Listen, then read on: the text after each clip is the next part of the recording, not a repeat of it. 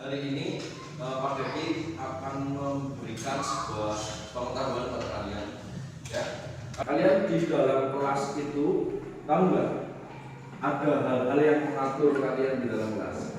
Yang biasa kalian sebut apa? Peraturan kelas, tahu nggak? Ya, harus punya aturan. Contohnya apa aja? Apa? Masa kamu nggak tahu peraturan dalam kelas? Peraturan dalam kelas namanya seperti tiket, betul, terus berangkatnya harus tepat waktu, ya. Tujuannya itu apa sih ya? Untuk rapi, terus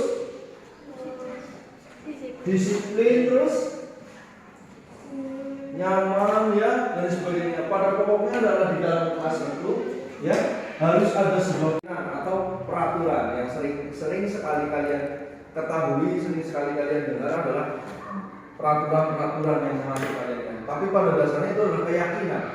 Keyakinan yang nantinya kalian tulis, kalian tuangkan di dalam tulisan kalian. Supaya apa?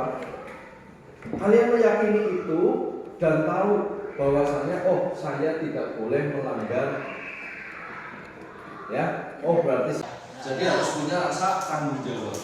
Ya, misalkan gini nih, ada keyakinan di situ datang tepat waktu, misalkan selalu datang tepat waktu. Berarti kamu ya dalam setiap kali datang harus tepat waktu, ya. Gitu ya, Danu ya. Itu jadi harus tepat, sudah masuk ya masuk, saatnya masuk, saatnya istirahat. Seperti itu contohnya. Ya, gitu. Oke. Ini Prof Devi akan membagikan kertas. Kalian ingin kelas itu bagaimana? Apa saja yang harus diatur dalam kelasnya? Ya, kamu tulis yang ada terlintas dalam pikiranmu. Ya kan, salah satu contohnya tadi Pak Devi kasih contoh selalu datang tepat waktu. Ya, yang kedua contoh nih, ya kan, tidak nakal, gitu dan sebagainya ya. Itu buat disepakati oleh kalian, ya, disepakati nanti keyakinan itu disepakati oleh kalian dan dijalankan. Seperti itu ya. Silakan. Ini Pak Devi bagi kertas. Satu buat warna-warni ya. Wow. Kamu sukanya warna apa? Kamu pilih. Sukanya apa? Di antara ini. Yang mana? Hijau. Yang hijau.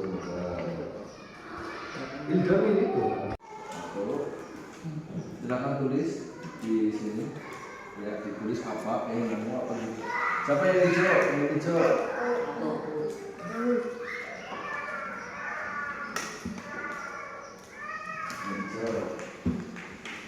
Jalo mau warna apa? Hijau juga. Kasih oranye ya. Jalo kasih oranye ya. Kamu apa? Kuning.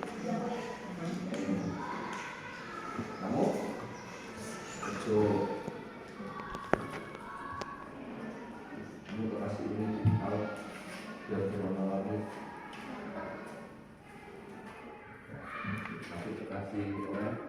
Silakan tulis, Pak Devi kasih waktu. Kalau sudah ditulis, ya kan, sudah ditulis, nggak usah dikasih nama, langsung aja tulis apa yang maunya kamu inginkan, ya kan, yang harus disepakati. Setelah selesai ditulis, kalian tempelkan di sana, ya, tempelkan di sini, ya, kalian tempelkan nanti di sini. Oke, silakan tulis. Pak Devi kasih waktu 1 menit.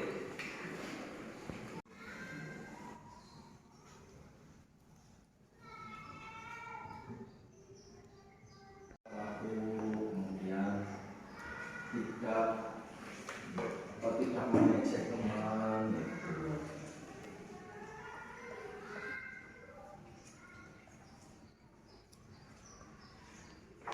Sudah, kalau yang sudah langsung tempel, silakan.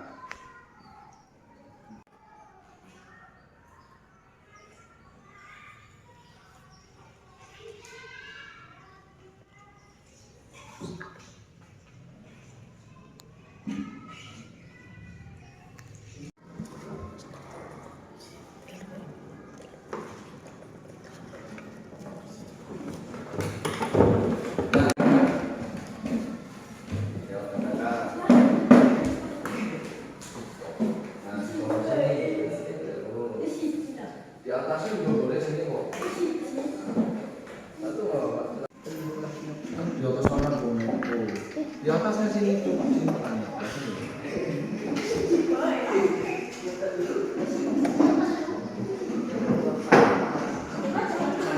Tiket bebas sesuai jadwal.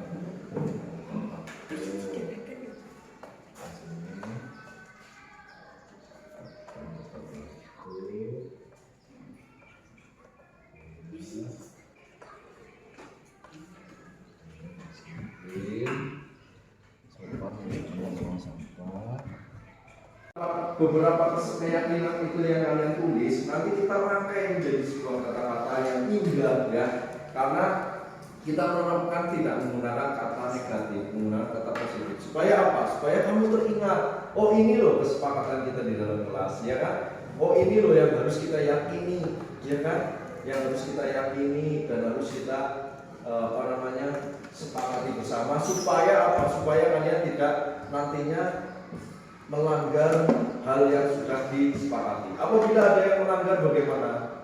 Yaitu akan menjadikan nilai-nilai keburukan kalian, ya kan? Karena kurang dari tanggung jawab, seperti itu ya.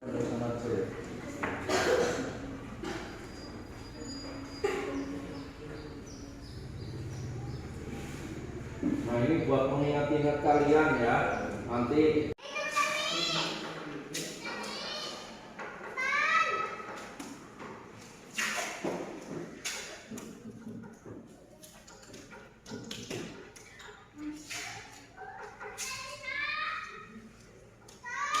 Sudah semua ditulis?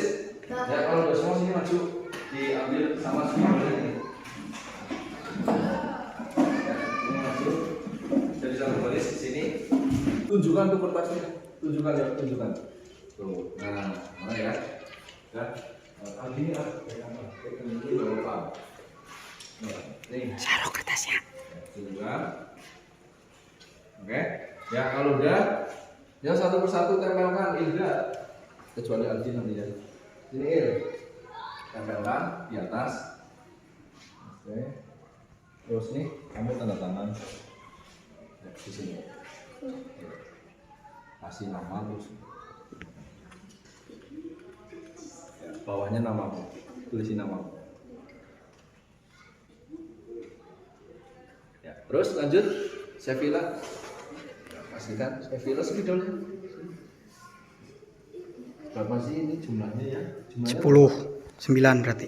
9. Sekarang 9 berarti? 1, 2, 3, 4, 5, 6, 7, 8. Si Aldi kan nggak tulis. Berarti sini saya bilang. Sini. Sampai lagi. Oke, tangan sini. Yang gede nggak apa-apa.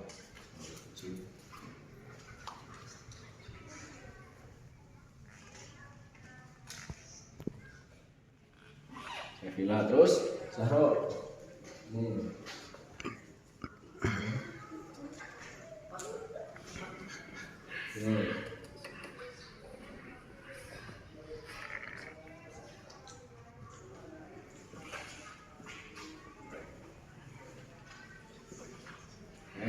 Terus berikutnya sini terus sini dasar dulu nggak apa-apa.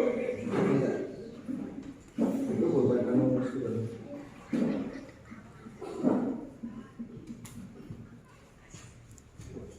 Oh ini kembali. Ya sini tulisin nama. Terus apa? Ini balik.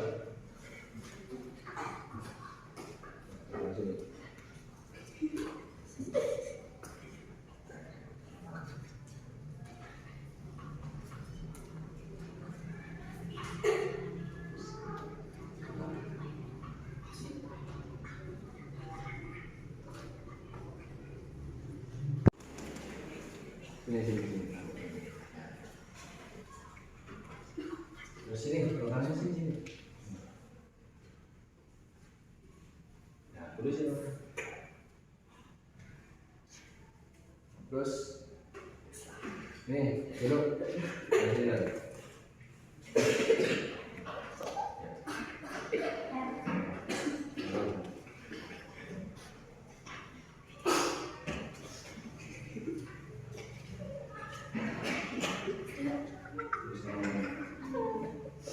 Terus itu lagi.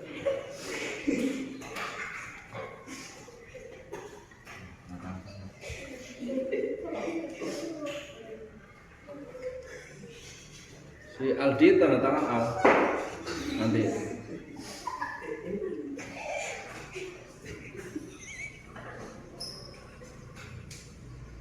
Ya, sini Aldi tanda tangan Al. Sini.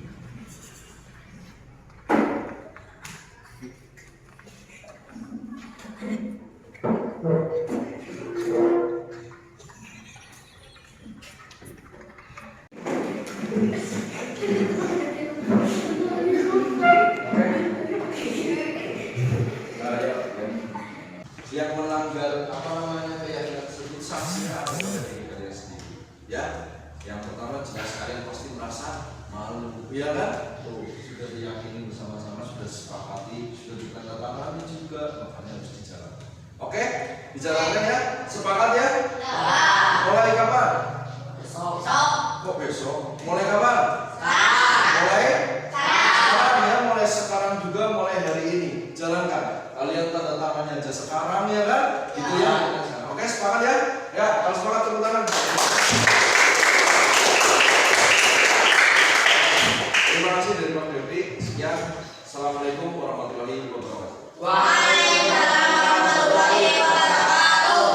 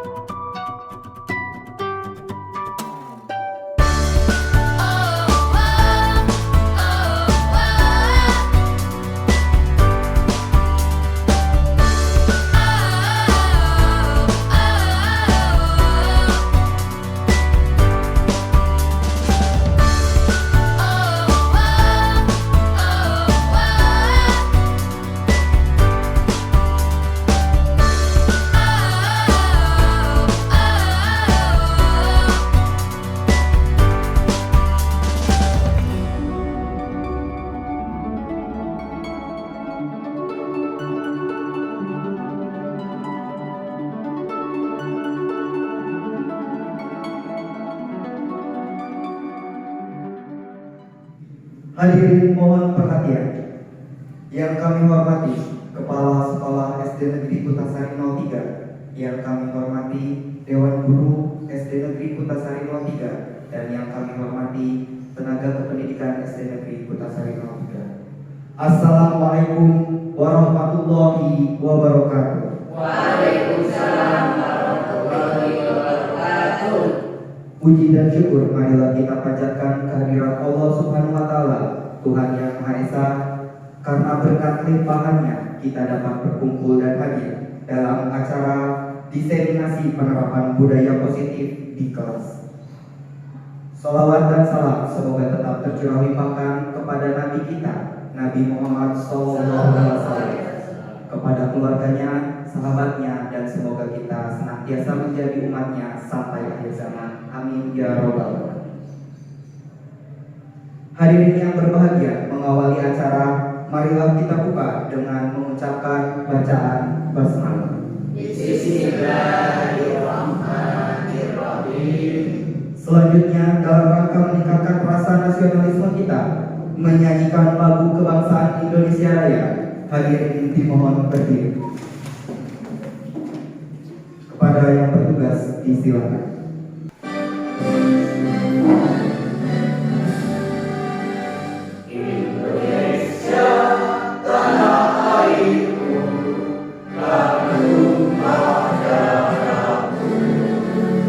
Di sanalah aku berdiri.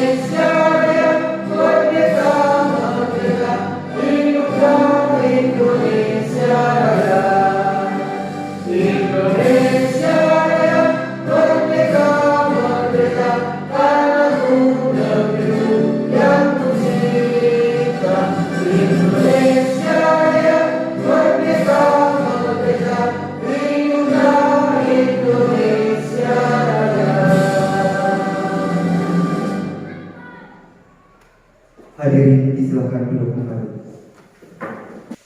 Ibu dan bapak yang berbahagia, selanjutnya marilah kita sejenak menundukkan kepala berdoa kepada Allah Subhanahu wa taala yang akan dipimpin oleh Bapak Muhyiddin SPD. Kepadanya disilakan. Assalamualaikum warahmatullahi wabarakatuh. Waalaikumsalam warahmatullahi wabarakatuh. Mari kita berdoa semoga acara pada hari ini dapat berjalan dari awal sampai akhir. Bismillahirrahmanirrahim. Allahumma shalli wa sallim ala sayyidina Muhammad wa ala ali sayyidina Muhammad. Alhamdulillahi rabbil alamin. Hamdan syakirin, hamdan na'imin, hamdan ni'amahu wa ibadu majidah. Ya Rabbana alhamdu wal syukru kama yanbaghi li jalali wajhika wa azimi sultanik. Rabbana zalamna anfusana wa lam taghfir lana fatarhamna lanakunanna minal khasirin. Rabbana hab lana min azwajina wa dhurriyyatina qurrata a'yun waj'alna lil muttaqina imama. Allahumma inna nas'aluka salamatan fid dinina fid dunya wal akhirah wa afiyatan fid jasadina wa ziyadatan fil ilmina wa barakatan fil rizqina wa taubatan qabla mautina wa rahmatan fil mautina wa maghfiratan ba'da mautina. Allahumma hawwin 'alaina fi syaqawatina wa najjina minan nari wal amam bi'asa. Rabbana atina fid dunya hasanah wa fil akhirati hasanah wa qina adzabannar. Wa sallallahu ala sayyidina Muhammad wa ala alihi wa sahbihi wasallam. Subhana rabbika rabbil izzati amma yasifun wa salamun alal mursalin walhamdulillahi rabbil alamin. Assalamualaikum warahmatullahi wabarakatuh. Waalaikumsalam warahmatullahi wabarakatuh. Hadirin yang berbahagia, selanjutnya sambutan Kepala SD Negeri Kutasari 03 yang kami hormati Ibu Sutinami SPD. Kepadanya disilakan.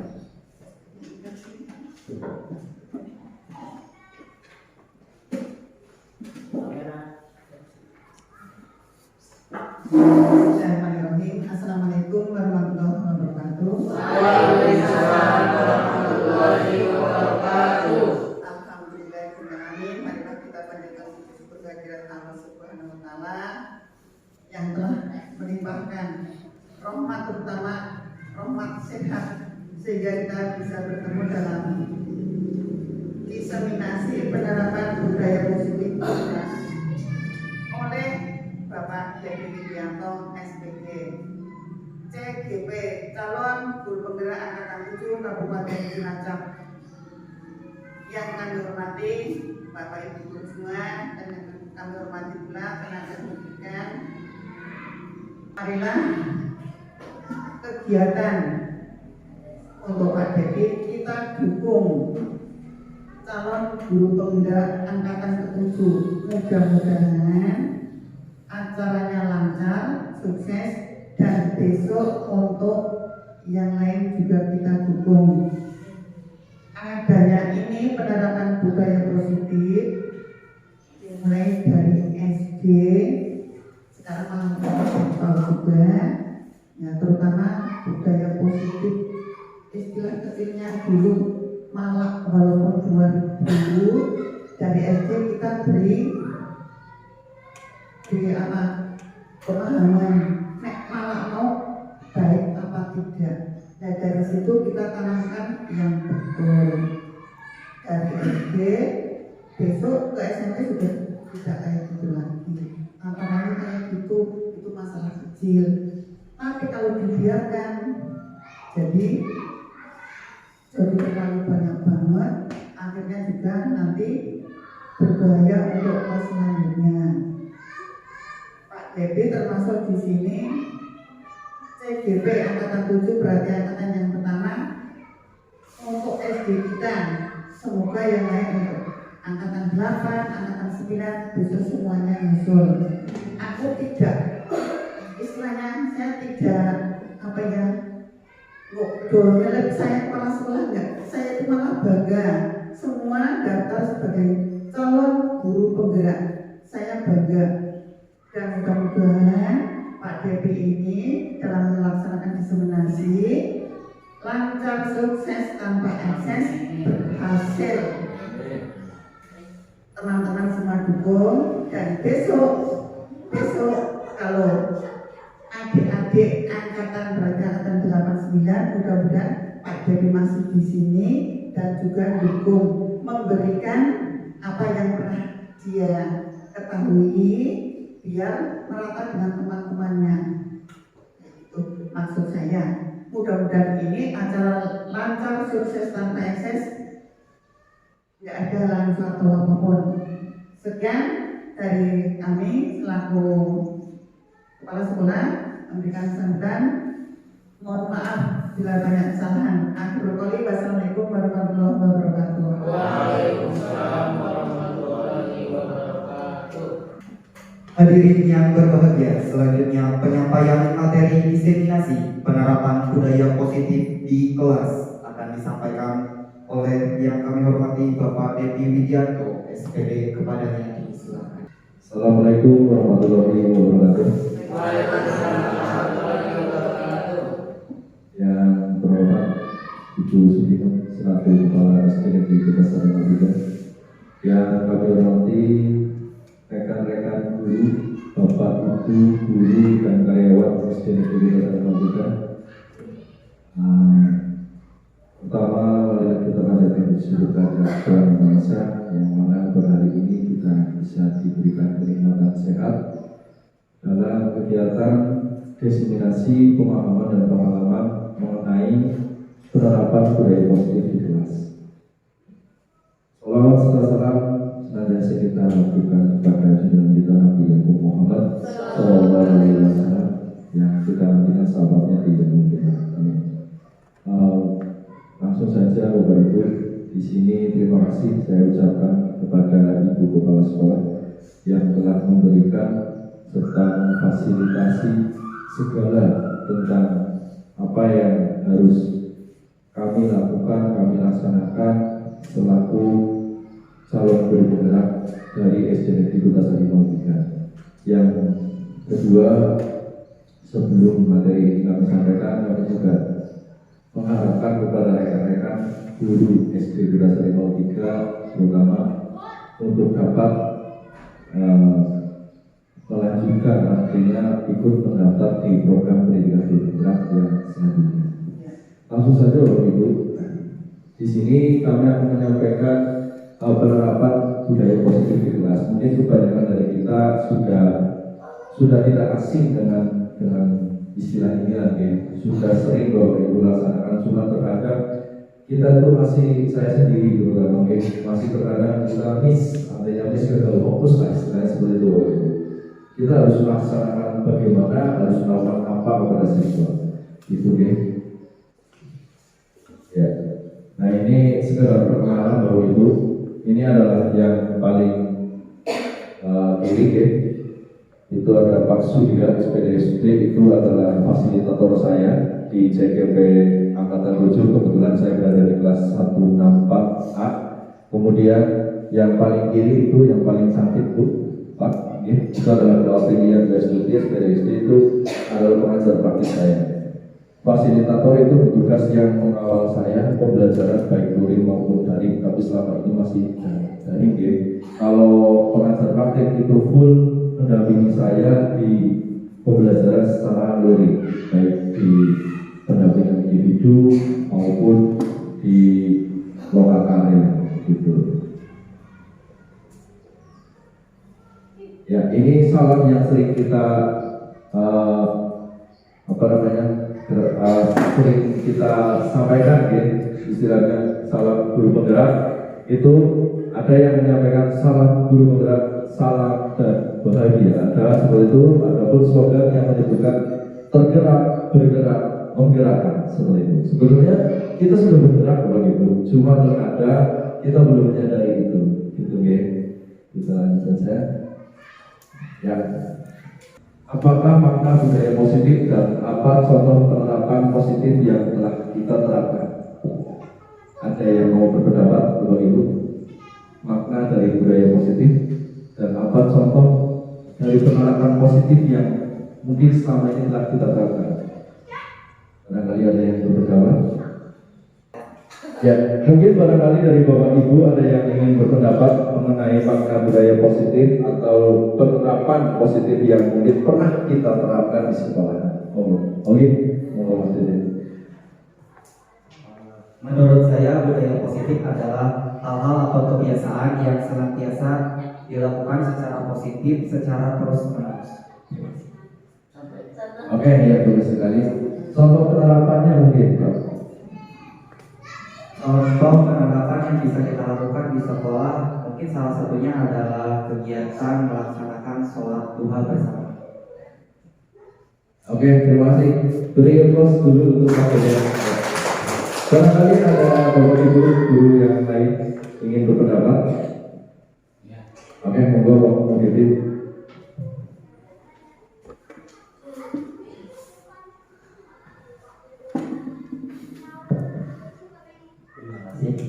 Untuk apakah makna budaya positif? Ini budaya kan kebiasaan.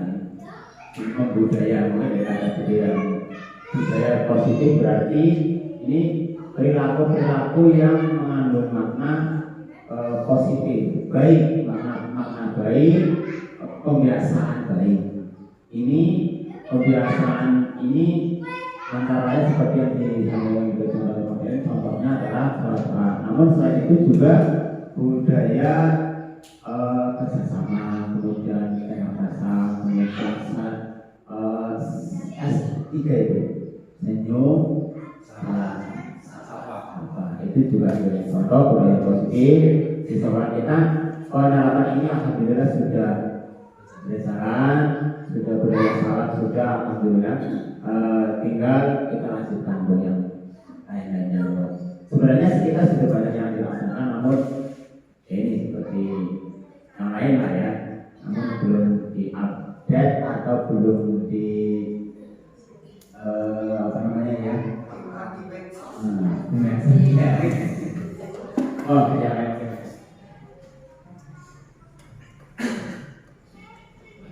Ya, terima kasih.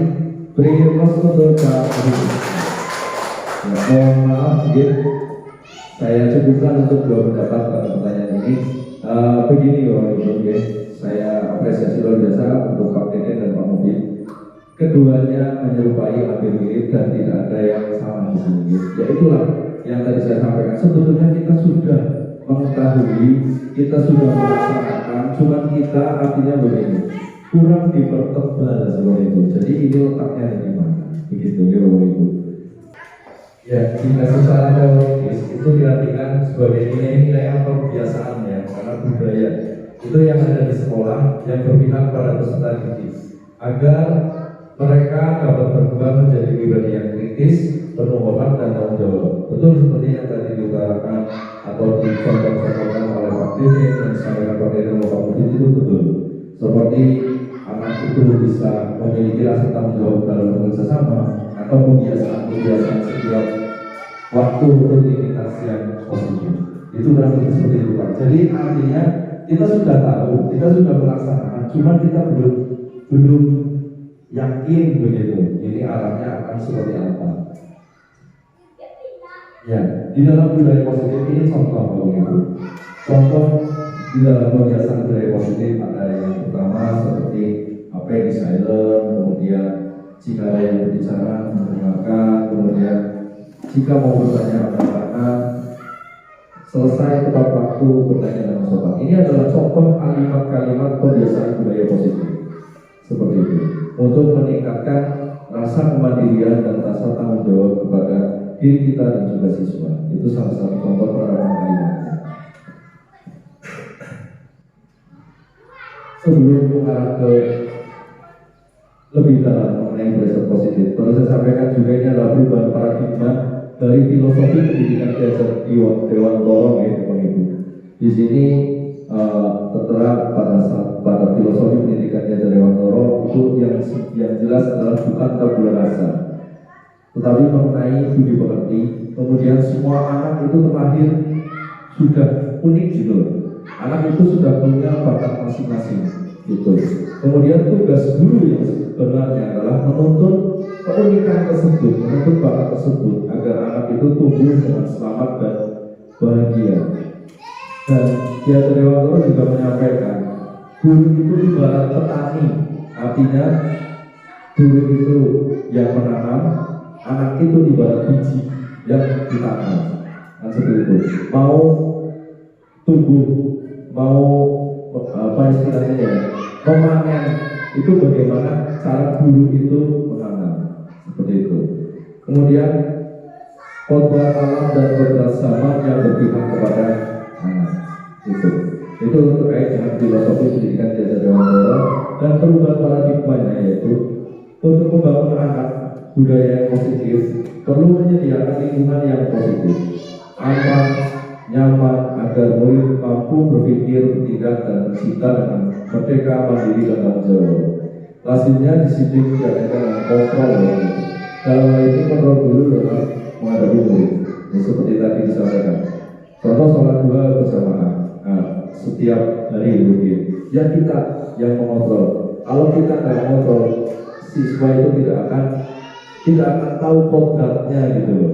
Tidak akan tahu mengenai tanggung jawab yang harus dijalankan oleh siswa. Seperti itu kurang lebih.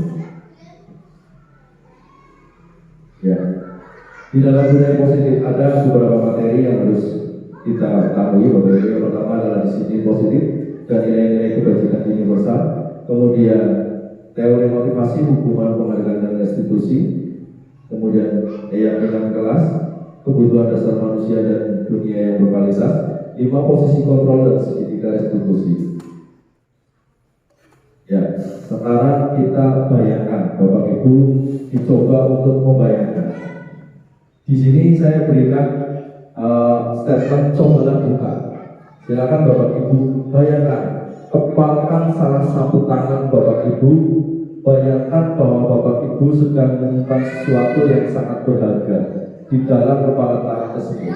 Bapak Ibu perlu menjaga benda tersebut sekuat tenaga, karena Bapak Ibu perlu menjaga benda tersebut sekuat tenaga karena begitu pentingnya untuk kehidupan Bapak Ibu. Coba bayangkan, sekarang ada seseorang yang mencoba membuka dengan segala cara untuk membuka kepala tangan Bapak Ibu, membujuk, menghardik, mengintimidasi, memarahi, menawari, membidik, bahkan menawarkan dengan uang agar bersedia membuka kepala tangan Bapak Ibu. Dan yang terjadi adalah, apakah Anda akan membuka kepala tangan Anda? Apa alasan Anda membuka kepala tangan Anda? Ada yang bisa menyampaikan Bapak Ibu? Apakah Anda akan membuka? Tidak dari Pak Mufid. Ketika pertanyaan yang kedua, apakah Anda akan menutup kepala tangan Anda? Apa alasannya?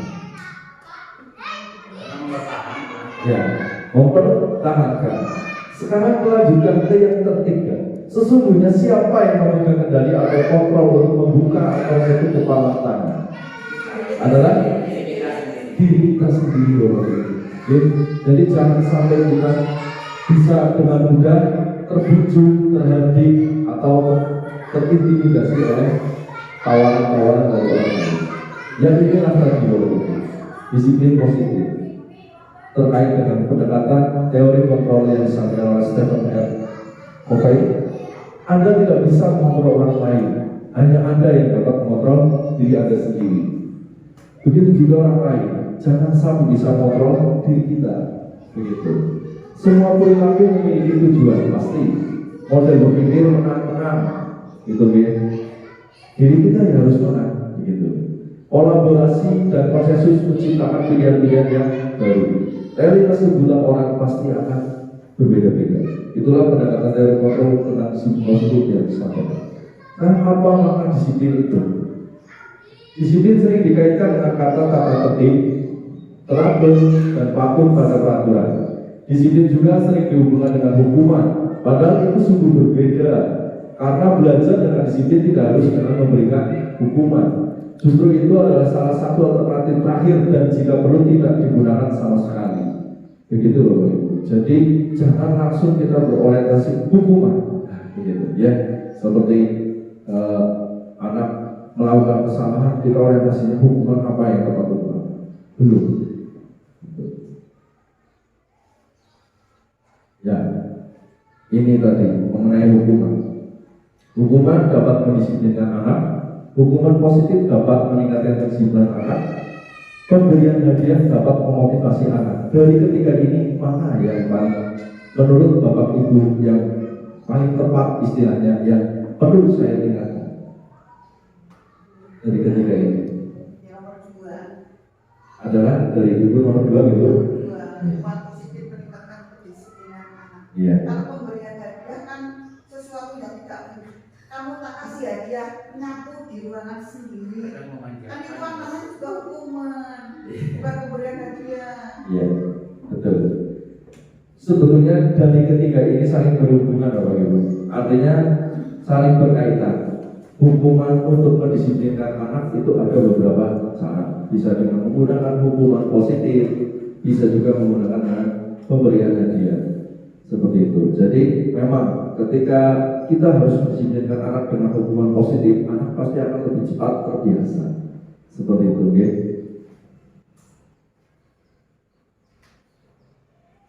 Ki Hajar Dewantara juga menyatakan bahwa untuk mencapai kemerdekaan atau dalam konteks pendidikan saat ini, untuk menciptakan murid yang merdeka, syarat utamanya adalah harus disiplin yang kuat. Disiplin yang dimaksud adalah disiplin diri yang memiliki motivasi internal atau motivasi dari dalam diri. Jika kita tidak memiliki motivasi internal, maka kita memerlukan pihak lain untuk mendisiplinkan kita. Nah, ini terkadang yang salah Bapak Ibu. Kita mau bergerak kalau sudah ada orang lain yang bergerak. Jadi minimal kita harus bergerak karena motivasi dari internal dulu. Seperti itu, oke? Nah, ini untuk materi berikutnya yaitu mengenai nilai-nilai kebajikan universal. Nilai-nilai kebajikan universal mengerucut nantinya akan menjadikan sebuah profil belajar Pancasila. Di dalamnya seperti apa sih untuk profil belajar Pancasila yang perlu diperlukan nilai-nilainya, yaitu sifat-sifat positif manusia yang merupakan tujuan mulia yang ingin dicapai setiap individu. Setiap perilaku memiliki tujuan, seperti yang disampaikan oleh William Gibson. Kemudian mengaitkan nilai-nilai kebajikan yang diyakini seseorang, maka motivasi intrinsiknya atau motivasi dari dalam dirinya akan terbangun sehingga menggerakkan motivasi dari dalam untuk mendapat tujuan mulia yang diinginkan. Ini seperti yang disampaikan oleh Dian Gibson. Ya, inilah contoh motivasi ekstrinsik dan motivasi intrinsik Bapak Ibu yang kita sebut mengenai teori motivasi, hukuman, penghargaan ataupun restitusi. Ya.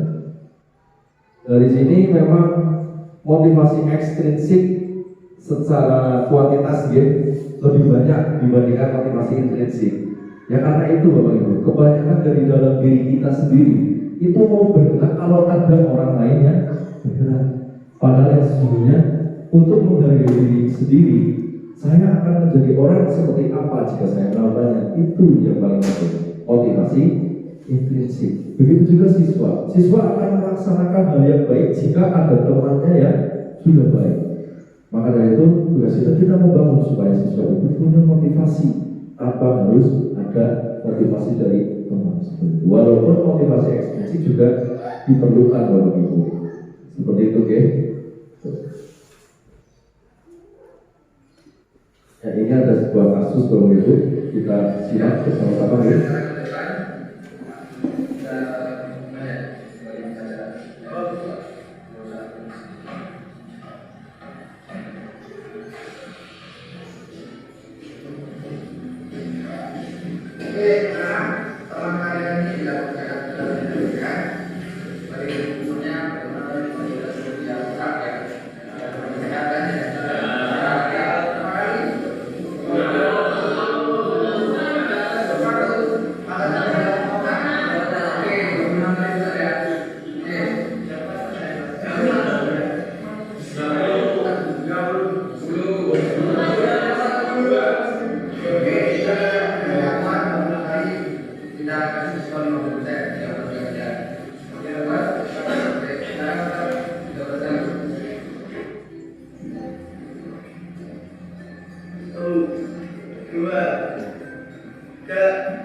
Ini yang sering terjadi Bapak Ibu. Ya. Ya. Ini yang sering terjadi di video itu ya Bapak Ibu. Sering kita terutama saya sendiri juga sering seperti itu ya, pelanggaran seperti itu. Nah sekarang kita melihat dari kasus tersebut Bapak Ibu, kita melihat merujuk dari kasus itu, oke? Sekarang kita jelaskan satu-satu terkait dengan hukuman-hukuman yang seperti itu, oke? Di sini kita sebutkan adalah restitusi. Ya, restitusi itu apa sih? Restitusi itu adalah proses menciptakan kondisi bagi murid untuk memperbaiki kesalahan mereka, sehingga mereka bisa kembali pada kelompok mereka dengan karakter yang lebih kuat. Seperti itu. Restitusi juga merupakan kolaboratif untuk mengajarkan atau mencari solusi untuk kesalahan mereka. Kemudian membantu murid berpikir tentang orang seperti apa yang mereka inginkan dan bagaimana mereka harus menerapkan orang lain, seperti disampaikan oleh bos. Di dalam kasus tersebut, kalau melihat dari kasus tersebut, Bapak Ibu yakin tidak siswa yang tadi suruh push up akan kembali menjadi karakter dia? Belum tentu ya, belum tentu. Kenapa dia mau melaksanakan push up? Karena apa? Karena hanya takut kepada gurunya, ya kan? Gitu. Tetapi di situ satu poin yang kita ambil adalah betul Bu, belum tentu dia akan kembali kepada karakternya. Iya. Walaupun dia melaksanakan hukuman itu, tetapi di sini guru tidak akan merubah karakter. Artinya apa? Tidak akan membuat penguatan karakternya dan tidak menjadikan istilahnya anak itu mencari solusi terkait dengan kesalahannya. Dia tidak akan bisa berpikir. Dia hanya akan memperbaiki. Ketika ketemu dengan guru itu, jangan sampai saya salah. Hanya akan seperti itu. Tetapi dia tidak akan mencari. Betul nggak? Ya kan? Itu. Ini yang dimaksud restitusi. Ada Ya. juga Pak. Ya. Teman saya itu dulu waktu SPG, aku lebih baik dihukum daripada sekunder PR. Angel. Ada. Ada itu. Ya. Pada push up, pada meski mesin, ramu-ramu tinggal jajan, Ya. tinggal jajan. Biasa laki-laki. Ya, memang banyak itu yang seperti itu. Itu juga pernah saya, maksudnya saya alami pemikiran tersebut terhadap guru saya gitu ya. Itu pernah. Itu memang kalau melihat dari di dalam pendidikan guru penggerak ini ya, itu artinya begini Bu. Jadi setelah disimpulkan secara mudahnya ya, yaitu tadi anak itu tidak punya motivasi intrinsik gitu loh. Jadi dia ya udahlah, orang itu dihukum ini, saya mampu menjalankan hukumannya, kan gitu. Jadi dia tidak ada motivasi untuk memperbaiki, kan gitu. Dia hanya akan memperbaiki ketika nanti ada temannya yang baik, atau setelah diberitahu oleh gurunya, atau setelah diberikan hukuman oleh gurunya, gitu. Nah di dalam konteks pendidikan guru penggerak ini diharapkan kita itu mampu memacu motivasi intrinsik dari dalam diri siswa untuk melaksanakan apa, untuk menerapkan apa, untuk menerapkan budaya positif seperti itu. Ya memang sulit sih ya. Walaupun saya juga pernah pelajaran guru ini sangat membosankan. Yalah nanti paling dihukum kayak gini saya bolos. Iya. Banyak Bu. Nah itu menjadi tugas kita ya, walaupun kadang saya juga sering nih ketika mau masuk kelas, anak yang minggu kemarin saya kasihkan hukuman, minggu sekarang nggak berangkat hanya karena takut ketemu dengan saya. Nah itu jadi PR buat saya supaya dia itu nggak takut ke saya. Begitu ya Bu. Itulah yang diharapkan sekarang gitu ya. Nah ini terkait dengan pengklasifikasian terkait dengan identitas gagal dan identitas sukses. Dengan menggunakan kata-kata hukuman itu tergolong kepada identitas yang gagal. Tapi kalau dengan disiplin kita ada konsekuensi dan juga ada restitusi, gitu ya. Di situ bisa kita katakan kepada identitas yang sukses. Salah satu contohnya ketika kita memberikan hukuman, identitas gagal apa sih yang didapatkan dari siswa itu? Yaitu adalah sesuatu yang menyakitkan, Bapak Ibu. Menyakitkan yang harus terjadi, tidak nyaman, dan mungkin akan terbayang sampai mati atau jangka yang panjang. Seperti saya juga sampai saat ini saya masih ingat ketika saya harus push up 10 kali ketika tidak mengerjakan PR matematika dulu waktu SD. Kan pasti akan terbayang-bayang. Mereka pun sama. Ketika kita melakukan seperti itu itu akan terbayang dan akan merasakan tersakiti dalam waktu yang lama. Kemudian untuk identitas suksesnya, konsekuensinya itu sesuatu harus terjadi. Artinya bagaimana? Ketika kamu melakukan kesalahan, sesuatu itu harus terjadi. Coba kamu cari apa kesalahan kamu dan apa cara memperbaiki. Itu konsekuensinya. Kemudian restitusinya, pilihan. Kamu milih kamu harus melakukan cara yang bagaimana untuk bisa memperbaiki diri kamu. Itu seperti itu Bapak Ibu.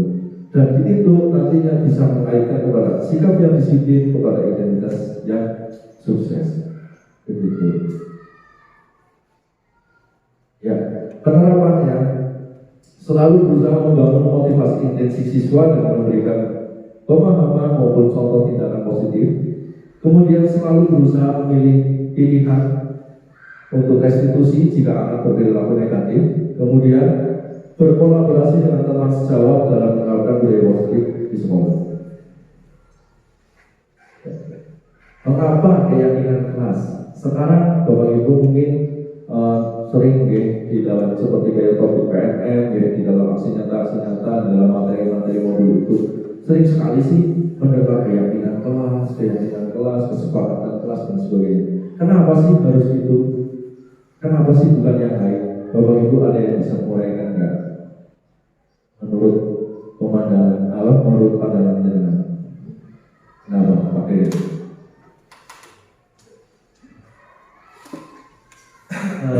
Terima kasih. Kenapa keyakinan kelas?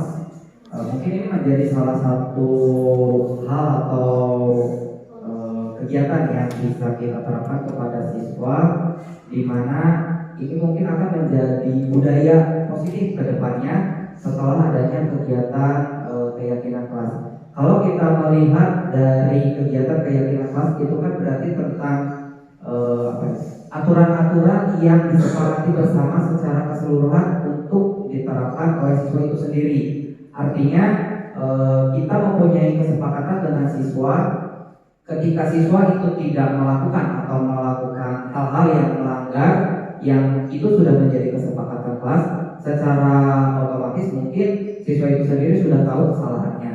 Jadi walaupun kita sebagai guru untuk mengontrolnya, si siswa itu sudah sadar sendiri begitu. Ketika melakukan hal yang melanggar, oh nanti saya bisa mendapatkan hukuman yang seperti ini, karena itu pun aturan dan hukumannya dibuat oleh siswa itu sendiri yang disepakati secara bersama, sehingga proses dari guru ke siswa itu terkurangi. Seperti ini hukumannya dari guru. Nah, kalau misalkan dari keyakinan kelas itu hukumannya karena saya melanggar sendiri, seperti itu. Jadi di situ tidak terlihat guru yang memberikan hukuman kepada siswa, tapi siswa sendiri yang sadar bahwa ketika saya melakukan hal-hal yang melanggar, maka hal-hal yang melanggar itu dapat hukumannya. Betul sekali. Barangkali ada lagi yang berpendapat lain? Ada? Atau kurang lebih sama ya Bu? Kurang lebih sama ya Pak? Ya betul sekali. Karena di dalam konsekuensi itu nanti kalau konsekuensi dikaitkan dengan restitusi itu akan menjadikan identitas yang sukses. Betul sekali yang disampaikan Pak Dede.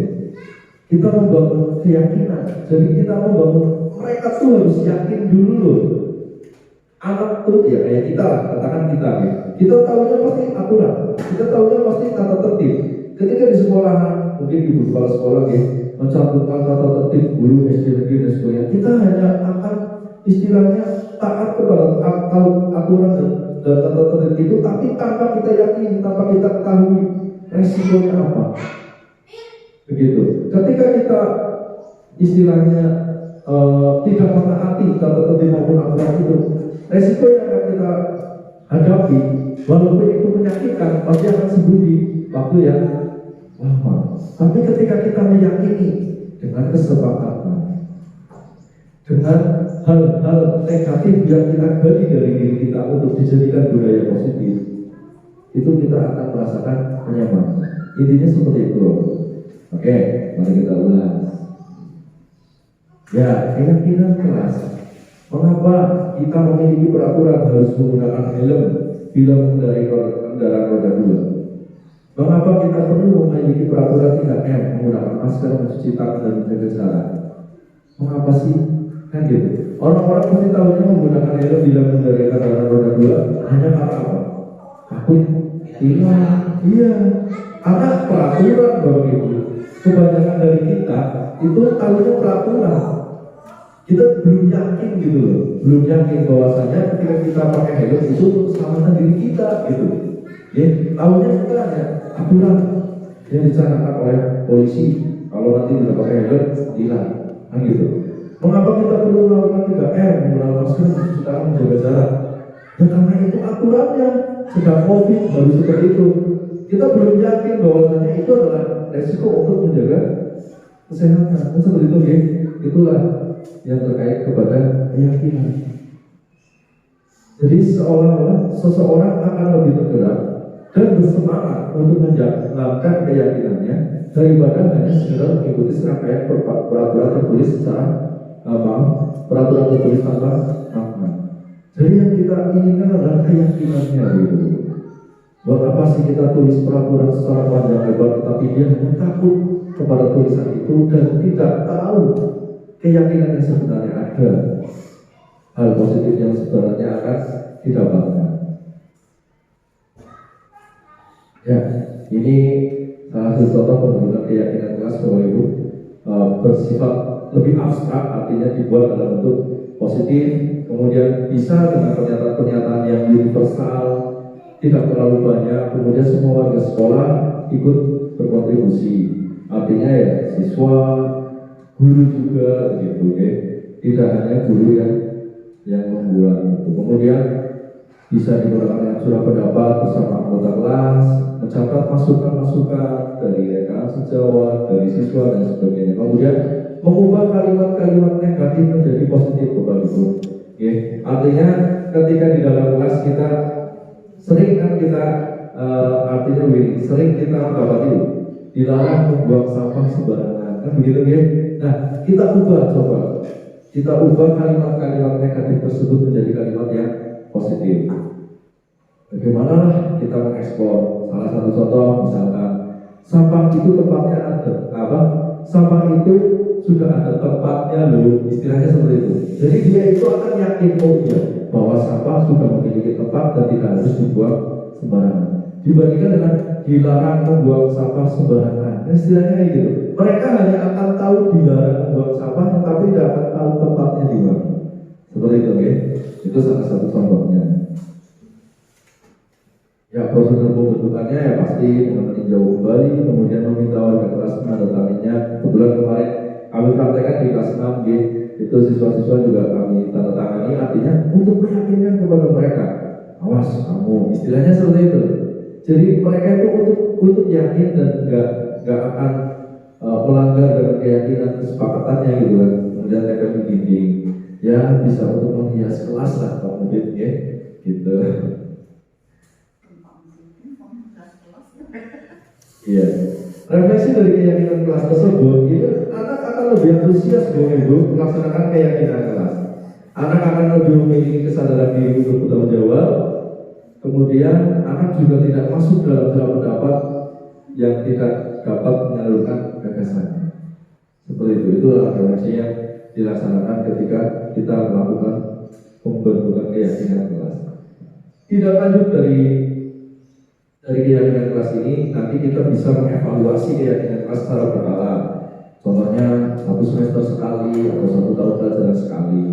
Kemudian menyebarkan angket melalui Google Form, contohnya misalkan, atau melalui ya, tulisan atau pertanyaan gitu ya, untuk mengantisipasi anak yang tidak masuk sekolah. Seperti itu. Nah, ini adalah 5 kebutuhan dasar manusia. Sekarang kita lanjut kepada materi yang berikutnya, yaitu 5 kebutuhan dasar manusia. Jadi saya siapkan pertanyaan tematik dulu. Silakan disimak dulu pertanyaannya. Oke, Bu Novi merupakan guru wali kelas 2 di SD Ketasari 3. Sedang bingung nih menghadapi ulang salah satu murid di kelasnya yang bernama Thomas.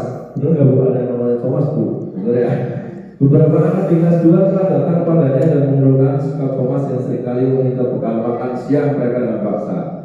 Jika Anda menghadapi situasi seperti Bu Novi, apa yang Anda lakukan? Menurut Anda kira-kira apa alasan Thomas melakukan hal tersebut? Jadi saya tanyakan langsung ke Bu Novi ya, Bu ya. Ya, Bu Novi.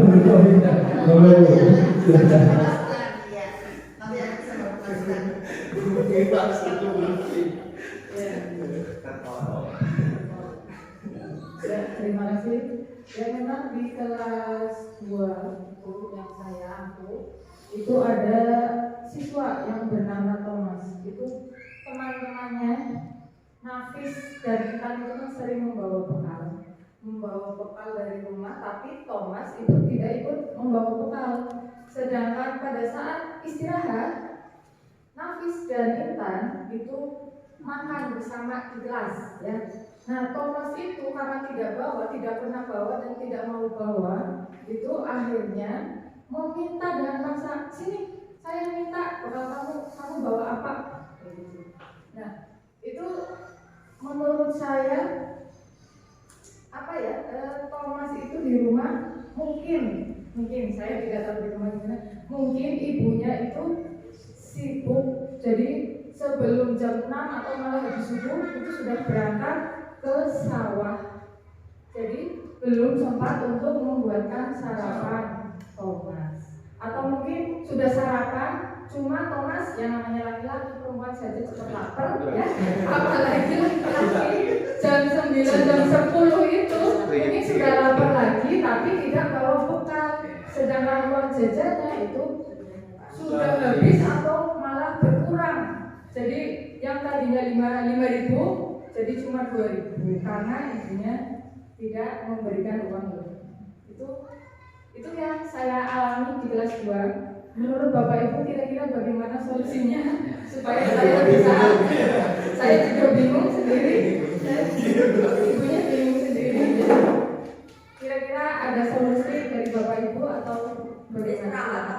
Enggak. Padahal ini saya marah.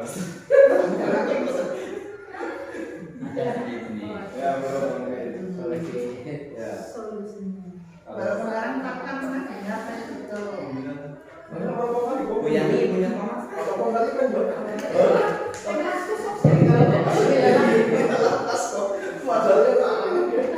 Ya. Ini permasalahan atau topik salah satu dimensi yang kurang positif di kelas 2. Ini sebenarnya mungkin ini juga ada di kelas lain, cuma kita belum memantau, belum menemukan mereka mengalami. Ini kalau seperti salah satu kasus, ini kan salah satu kasus dari yang perlu dilakukan oleh kita bahwa ini perlu oleh wali kelas atau guru ini perlu ditindaklanjuti karena ini nanti akan jadi sebuah kepribadiannya Thomas. Di sini nanti akan punya kebiasaan salah satunya adalah memaksa dan tidak mau bicara. Namun ini makanya kita perlu koordinasi dengan orang tuanya di rumah. Nanti orang tuanya ini diberitahu oleh Ibu Novi. Ini kasih disampaikan secara baik-baik, disampaikan bahwa sudah dijelaskan bahwa pengawalan itu hal seperti ini. Karena itu diminta orang tuanya sebelum bekerja supaya menyiapkan bekal anak. Nanti begitu dia bekerja, bekalnya sudah siap, tinggal dibawa oleh anaknya, sehingga anaknya di sekolah nanti perilaku memaksa atau meminta dengan paksa ini tidak terlalu lagi karena dia sudah membawa. Begitu nih Pak Ibu ya. Kurang lebihnya begitu ya. Ini karena ini kayak di kelas lain juga ada. Cuma di kelas lain ini masih kelas 2 Ibu. Kelas 2 ini masih kelas 2. Tapi kalau kelas yang lain mungkin kalau yang diminta mungkin bisa malah atau tidak nangis. Ini yang saya katakan nanti akan jadi budaya bagi Thomas memaksa, jadi kebiasaan memaksa, meminta, tidak mau usaha. Ini harus secepatnya diambil sikap yang bijaksana supaya ini terselesaikan. Begitu. Terima kasih. Bisa ya. Oke. Ada lagi? Yang lain?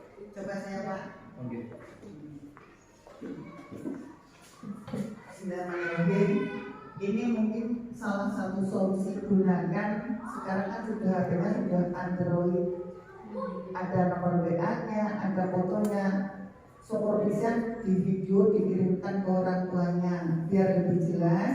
Kalau orang tuanya sudah tahu seperti itu kelakuan putranya, nanti orang tuanya dipanggil dikasih tahu, tapi jangan secara umum, dipanggil secara mata. Ini putranya jenengan dong. Solusinya gimana?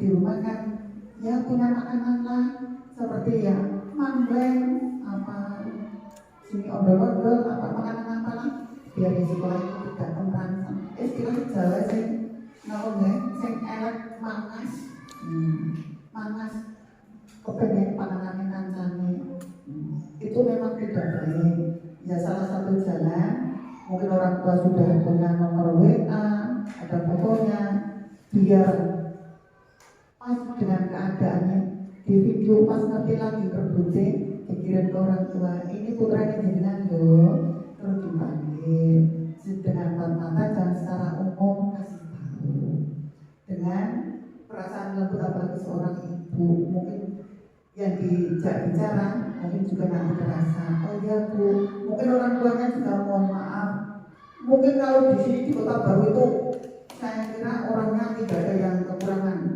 tidak ada yang kekurangan. Kota Baru, Kota Baru, makanan melimpah, mungkin nggak ada yang kekurangan. Apalagi anak sekolah dijodoh jajan, mesti dikasih uang saku. Kalau kayak gitu dipanggil orang tuanya, nanti dikasih tahu empat mata. Kalau nanti tidak berhasil, mungkin saya sudah bisa membantu. Terima kasih, mohon maaf. Ya, saya sangat berterima kasih, dan ini juga sangat menarik ya, karena di satu sisi mungkin ada ada perilaku dari siswa kita yang mungkin agak kurang baik gitu, dan di satu sisi juga mungkin kita sebagai guru harus bisa mengidentifikasi mengapa perilaku siswa itu bisa terjadi. Mungkin salah satunya tadi yang sudah disampaikan oleh Ibu Kepala dan juga Pak Mufid, dari sikap individu itu mengapa bisa terjadi, mungkin alasannya dari rumah ya, karena mungkin tidak disediakan oleh orang tuanya makanan untuk dibawa bekal. Tapi di satu sisi lain juga kita harus memperhatikan siswa itu gitu, untuk membangun karakter siswa itu tidak melakukan hal demikian lagi. Mungkin ini salah satu contoh yang bisa saya berbagi dengan Ibu Novi. Yang pertama, mungkin kita bisa membuat ke dalam pembelajaran ya, dalam proses pembelajaran di mana kita bisa buat kegiatan atau pemberian materi tentang bagaimana caranya meminta yang sopan. Kemudian yang kedua adalah bagaimana caranya berbagi. Jadi ketika kita mengajarkan bagaimana cara meminta yang sopan, itu adalah solusi untuk perilaku dari Thomas itu sendiri. Kemudian yang kedua, bagaimana caranya berbagi, itu juga menjadi salah satu solusi kepada Nafis dan Intan, sehingga nanti antara Nafis, Intan dan Thomas itu bisa saling melengkapi. Walaupun itu terjadi dari perilaku, salah satu perilaku Thomas yang kurang baik. Yang selain itu mungkin selain tadi cara berterima kasih, kemudian cara meminta yang sopan, juga cara berbagi, mungkin bisa berkolaborasi dengan diri kita sendiri gitu. Kalau secara tidak langsung kegiatan pembelajarannya tidak dimungkinkan dengan Intan ataupun Nafis, mungkin kita bisa menjadi role playing sendiri. Kita bisa melakukan pembelajaran bermain peran dengan Thomas gitu. Bagaimana kita mencontohkan kepada Thomas meminta yang baik itu seperti apa, berterima kasih setelah meminta itu bagaimana. Kemudian nanti kita juga bisa bermain peran dengan Intan dan Nafis, mengapa kita perlu berbagi dengan sesama manusia. Mungkin itu salah satu kegiatan pembelajaran yang bisa menjadi solusi untuk Ibu Novi. Demikian Pak Kevin, terima kasih. Oke, Bapak Ibu, ada lagi? Gusti, Ada lagi? memberi lebih baik daripada meminta. Dalilnya Mas. Oh iya. Oke, tepuk tangan dulu kita semua. Oh, iya. Luar biasa sekali ya. Ini baru pertanyaan romantik tapi sudah menjadikan sebuah diskusi yang asik ya. Gak apa-apa. Ya, oke, luar biasa, betul sekali ya. Jadi sekarang kebetulan ada Ibu Novinya langsung, yang mudah-mudahan sudah mendapatkan pencerahan ya, terkait dengan situasi apa yang harus kita lakukan dan kira-kira apa sih alasannya. Oke, sampai sini bisa dipahami ya, oke, ya terutama Ibu Novi ya. Kita lanjutkan karena yang disampaikan sama Malik dan sudah tepat nih, istilahnya seperti itu. Nah, inilah dua ibu yang tadi disampaikan Pak Mufid, yang tadi disampaikan oleh Ibu Sugino dan juga Pak Deden, ya. Dan perlu diketahui terhadap kasus Ibu Novi tadi. Yang pertama itu adalah ada 5 kebutuhan dasar manusia. Yang paling utama adalah mereka harus punya rasa senang, harus memiliki kesenangan, kemudian cinta dan kasih sayang, kemudian ada penguasaan, ada juga kebebasan. Jadi dibuat mereka itu memiliki itu, baru kita akan tahu alasan kenapa dia melakukan hal yang kurang tepat seperti itu. Kalau mungkin di antara kebutuhan dasar itu masih ada yang kurang, ya pasti si anak itu akan melakukan hal yang negatif seperti itu. Nah, tugas kita lah yang harus mampu menggali kebutuhan dasar manusia atau kebutuhan dasar siswa seperti itu. Saya yakin di antara kebutuhan dasar tersebut Thomas masih ada yang kurang salah satu.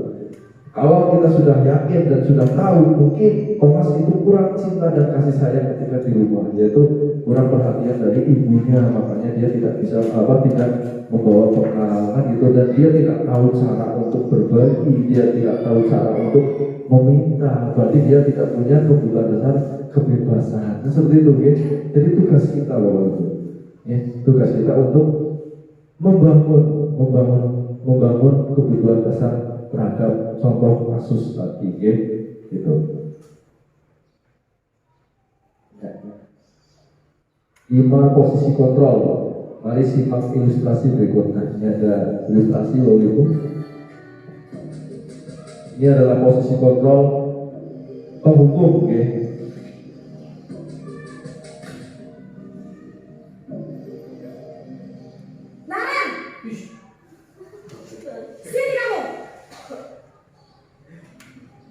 Selamat pagi, Bu. Selalu terlambat. Kamu deh, pasti terlambat. Maaf, Bu. Saya Apa? Apa coba? Alasan kamu apa lagi? Kapan sih kamu tidak terlambat? Malas sekali ya kamu jadi anak. saya Dasar pemalas. Gak kapok-kapok sih kamu. Sudah berapa kali terlambat? Sana, kamu keliling lapangan basket 2 kali. kenapa saya harus keliling lapangan basket, Bu? Kenapa? Kamu melawan ibu? Berani-beraninya jawab. Sudah terlambat, masih berani jawab pula. Sekarang, keliling lapangan basket 5 kali sekalian. Biar kapok. Cepat. Pergi sana ke lapangan basket. Itu tadi posisi penghukum. Kemudian sekarang yang kedua, posisi pembuat merasa bersalah.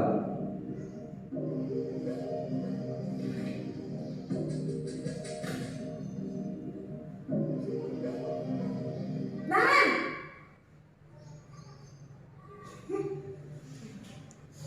Selamat pagi, Bu. Naren. Kamu kenapa terlambat lagi, nak? Ya Tuhan, Naren. Kamu senang ya bikin ibu susah ya? Kalau kamu terlambat lagi, nanti ibu yang ditegur bapak kepala sekolah, nak. Disangka ibu tidak bisa membina kamu. Duh, gimana ini? Maaf, Bu. Duh, Gusti Naren. Kamu suka ya kalau ibu ditegur bapak kepala sekolah? Iya.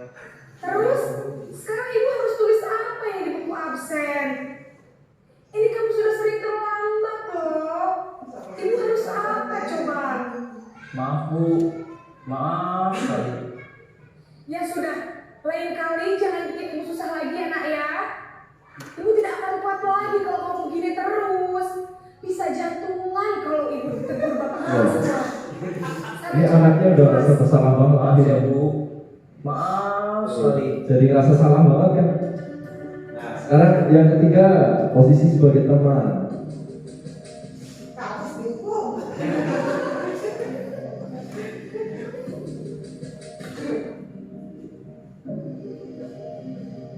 Naren,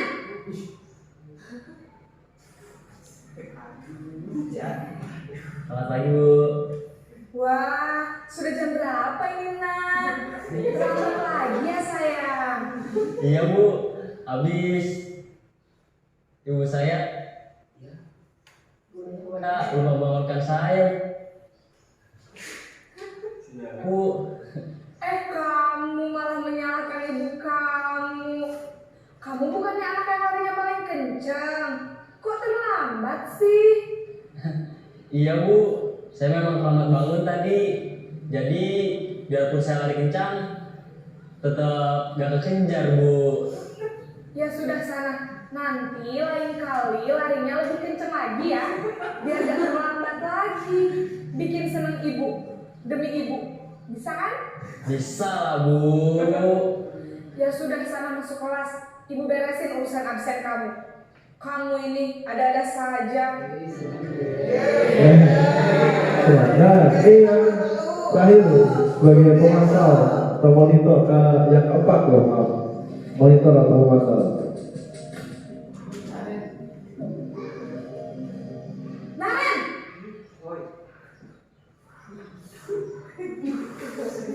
Selamat pagi Bu.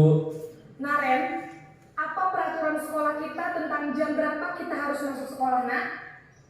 Kita harus di sekolah jam 7 Bu. Iya betul, sekarang sudah jam 7.20. Naren sudah tahu konsekuensinya jika terlambat hadir. Paham Bu, saya harus tinggal kelas pas jam istirahat selama 20 menit. Iya benar, konsekuensinya demikian. Jadi nanti jam 9.30 pas istirahat, kamu harus tinggal di kelas, kerjakan tugas tambahan untuk ketertinggalan kamu, ya? Baik Bu. Ini yang terakhir, yang kelima, posisi sebagai manajer.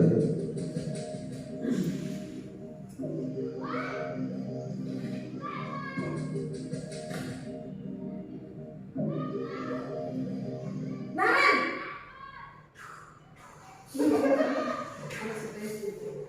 Selamat pagi Bu. Selamat pagi Naren. Maaf Bu, saya terlambat. Iya, sekolah masuknya jam 7, sekarang sudah jam 7.20. Jadi sekarang bagaimana ini Naren? Maaf Bu, saya lupa setel alarm saya semalam. Baiklah, menurut kamu, keyakinan sekolah yang mana yang perlu kamu tingkatkan? Menghargai diri sendiri dan orang lain mungkin ya Bu. Setuju.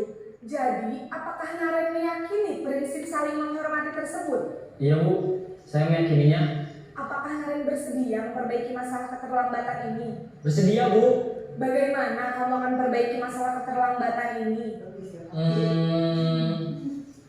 Saya akan coba untuk tidak lupa menyetel alarm saya Bu. Baik, kalau Naren lupa menyetel alarm di rumah, ada orang yang kira-kira bisa bantu mengingatkan tidak? Ada Bu, kakak saya, Kak Emma. Ada lagi selain Kak Emma? Selain Kak Emma, ada ibu saya. Baik, jadi yang mengingatkan Naren adalah Kak Emma dan ibu kamu ya?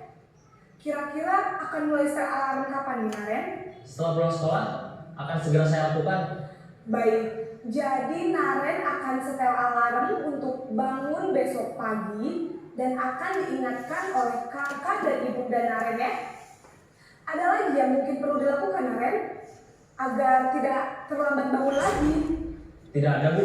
Baik Naren, terima kasih untuk kerjasama kamu. Sekarang kamu perlu kembali ke kelas untuk belajar. Baik Bu, terima kasih.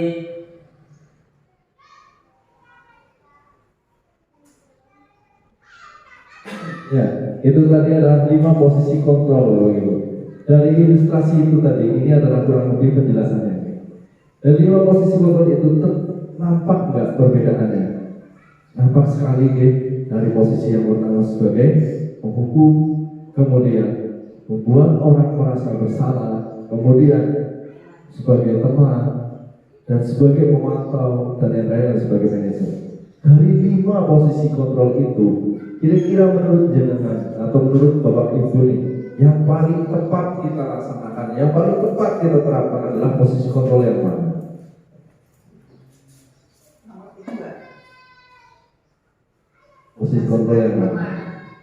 Sebagai teman. Kolaborasi maksudnya? Satu sebagai teman, satu sebagai manajer. Oh iya, itu bisa. bisa. Tergantung juga kepada kasusnya. Kalau melihat dari kasus tadi, kasus terkait dengan terlambat, ya Bapak Ibu. Itulah tadi kenapa saya ulas di awal mengenai keyakinan kelas. Disitulah supaya siswa itu lengkap, istilahnya tahu tentang keyakinannya, tahu tentang cara memperbaikinya, kemudian tahu apa yang harus dia lakukan untuk supaya lebih baik lagi, supaya termotivasi dari dalam diri. Seperti itu Bapak Ibu. Jadi posisi yang paling tepat yang ada pada diri jenengan masing-masing. Silakan renungkan dan silakan jenengan laksanakan terhadap kasus-kasus yang terjadi di kelas jenengan. Oke? Di sini ada 5 posisi kontrol. Saya jelaskan secara garis besar saja. Identitas gagal atau kontrol dari luar itu adalah biasanya itu ketika kita memposisikan kontrol kita sebagai penghukum dan juga membuat orang merasa bersalah, karena itu akan menyakitkan untuk siswa, ya kan? Akan siswa itu akan merasa sakit, kemudian membuat orang bersalah seperti tadi loh. Itu nanti bagaimana kalau dimarahi, kita nanti dimarahin oleh kepala sekolah. Ini akhirnya anak itu merasa salah Bang. Padahal kita belum tahu bahwa hanya anak itu punya alasan atau seperti itu. Kemudian identitas berhasil atau sukses yang mengharapkan imbalan atau tergantung kepada orang lain. Biasanya itu ada pada posisi kontrol sebagai teman dan juga pemantau. Itu biasanya ada imbalannya. Contoh kayak tadi nih kepada teman, ayolah lakukan demi ibu, ayolah lakukan demi bapak, kan gitu. Tolong ya kamu jangan nama itu lagi. Walaupun sebetulnya bapak atau guru itu takut nanti dimarahin oleh kepala sekolah. Jadi kita membuat siswa itu, kita mengharapkan imbalan dari siswa, kan gitu. Itu biasanya seperti itu, kurang lebih seperti itu. Tapi ada identitas berhasil atau sukses, yaitu yang istilahnya menghargai diri sendiri, yaitu posisi sebagai manajer. Seperti itu, menghargai siswa itu sendiri dan juga menghargai diri kita sendiri. Silakan Bapak Ibu ya nanti terapkan mana yang lebih tepat begitu. Gitu. Nah, penerapannya ini bisa untuk selalu berusaha untuk memahami persoalan terlebih dahulu dan tidak gegabah langsung menghukum anak jika melakukan kesalahan. Kemudian mencari tahu penyebab dan cara menggali kebutuhan dasar apa yang tidak dapat dipenuhi oleh anak tersebut sehingga melakukan hal negatif. Dengan begitu kita dapat mencari solusi yang tepat. Seperti contoh kasus yang pertama itu ada di Nafis, ya kan? Thomas maksud saya. Kita harus tahu dulu kebutuhan dasar apa yang harus dipenuhi dia. Kemudian kita juga harus dapat mencari solusi yang tepat. Kemudian dalam penerapan posisi kontrol kita harus bisa memposisikan diri kita sebagai apa seperti itu, oke? Nah, ini dia tadi mengenai restitusi Bapak Ibu. Di dalam restitusi itu biasanya kita sebut ada segitiga restitusi. Apa sih segitiga restitusi? Segitiga restitusi itu adalah tahapan Bapak Ibu, tahapan untuk memudahkan melakukan sebuah restitusi. Yaitu yang pertama yang biasa kita laksanakan adalah ada validasi tindakan yang salah, menanyakan keyakinan, kemudian stabilkan identitas. Itulah tahapan mengenai yang harus kita lakukan ketika melaksanakan segitiga restitusi. Inilah penerapan segitiga restitusi yang pernah saya laksanakan di sekolah ini.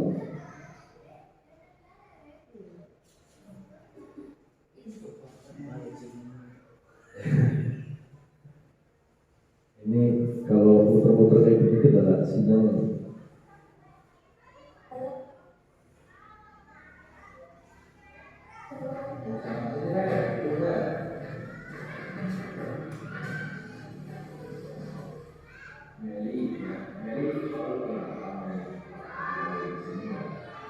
Kurang jelas nih Bapak Ibu.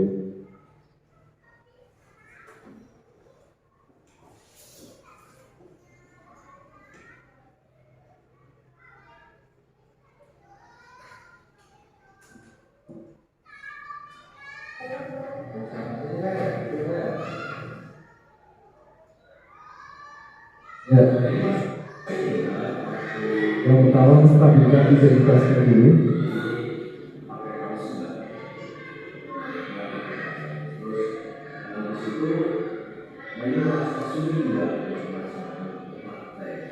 Yang jelas nih Bapak Ibu ya.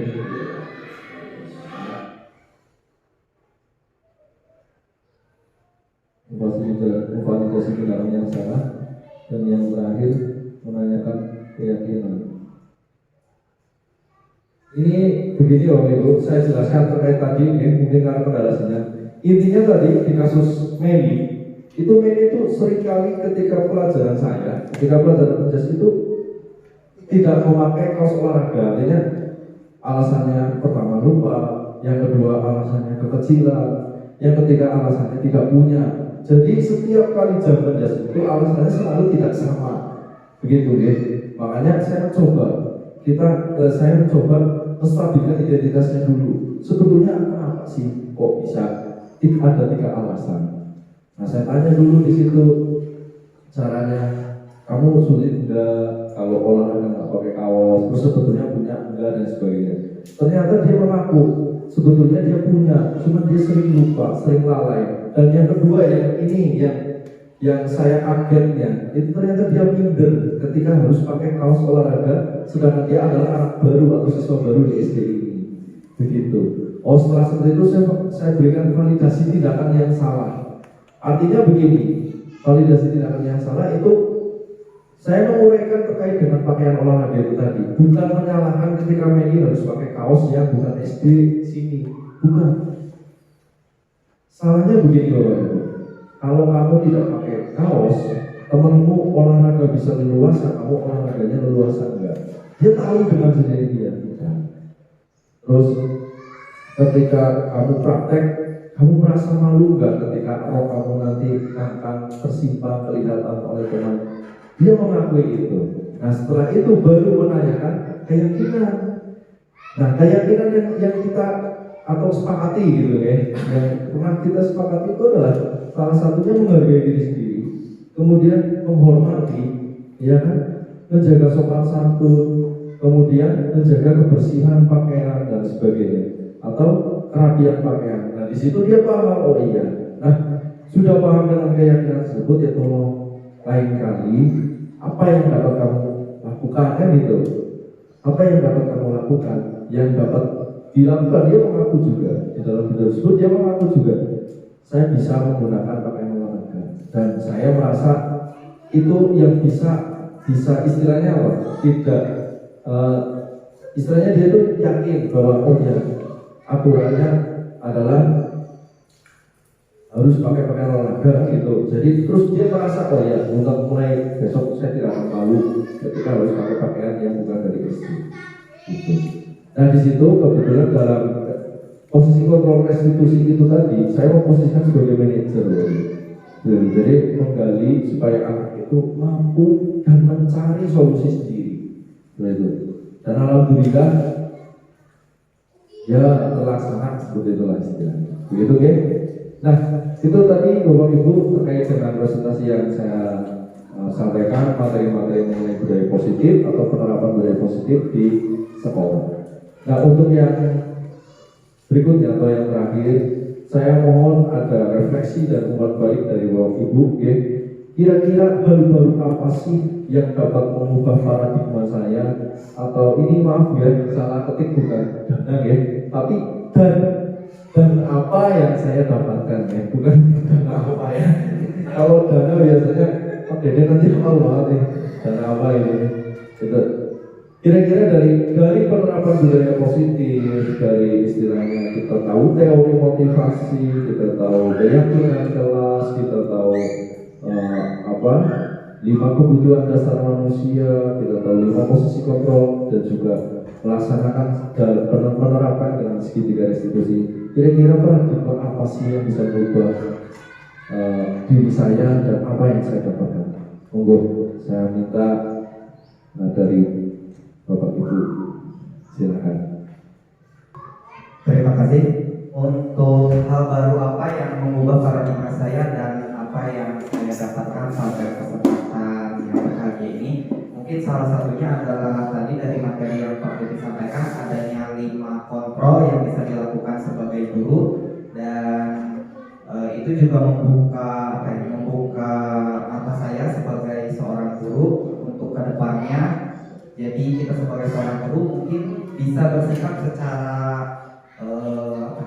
seimbang. Artinya bisa menjadi sebagai manajer, bisa menjadi sebagai teman untuk anak-anak kita di sekolah. Karena ya mengidentifikasi dari berbagai macam masalah yang bisa timbul dari siswa itu juga bisa kita jadikan sebagai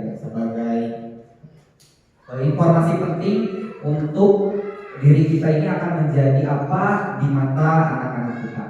Apakah akan menjadi tadi sebagai seorang penghukum, atau akankah kita menjadi sebagai seorang teman atau sebagai seorang manajer yang bisa mengidentifikasi masalah siswa dan juga memberikan solusi kepada siswa, dan juga bisa mengubah karakter atau sikap siswa kita menjadi lebih baik. Itu saja, terima kasih.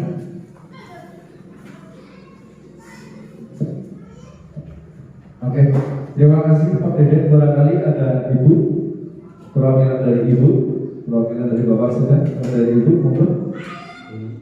Terima kasih kepada waktu yang diberikan kepada saya. Setelah saya mendengarkan presentasi dari Bapak Dewi Widianto, begitu banyak pemikiran yang tadinya pada awalnya gitu ya, saya menjadi seorang guru sudah lebih dari 10 tahun. Ketika ada siswa yang membuat kesalahan di kelas, itu saya pasti akan memberikan hukuman, ya, dengan niatan atau dengan maksud supaya anak tersebut ada perubahan. Dan ternyata setelah ada presentasi ini, saya mendapatkan hal baru, yaitu ketika anak membuat sebuah kesalahan itu bukan dihukum ya, ternyata malah kita bertindak bukan sebagai membuat membuat kesalahan, tapi kita bertindak sebagai teman, atau malah yang lebih bagusnya itu sebagai seorang manajer, sehingga siswa merasa ketika berbuat salah itu bukan jadi malah nanti juga Bapak Ibu guru marah-marah seperti biasa, hukum saya seperti biasa, tapi siswa akan merasa sadar dengan sendirinya bahwa ketika saya berbuat salah itu akan ada sebuah perubahan ke hal yang lebih positif tentunya. Mungkin itu yang dapat saya sampaikan. Terima kasih. Ya, terima kasih. Saya ucapkan kepada Pak Dede dan Bu Ninin dari teman-teman terkait dengan refleksi dan pemberian. Oke, tepuk tangan untuk kita.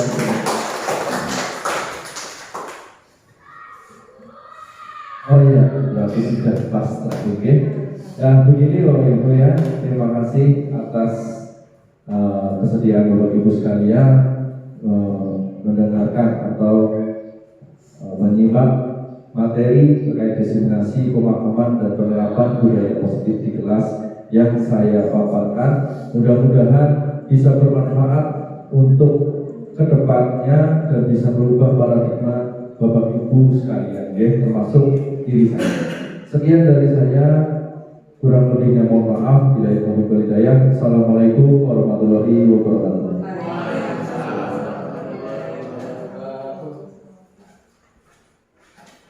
Hadirin yang berbahagia, baiklah saya ucapkan terima kasih kepada Pak Dewi Widianto yang telah menyampaikan materi diseminasi penerapan budaya positif di kelas.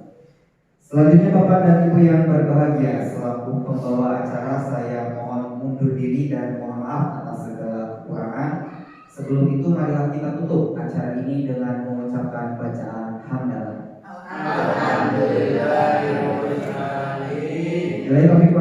Wassalamualaikum warahmatullahi wabarakatuh.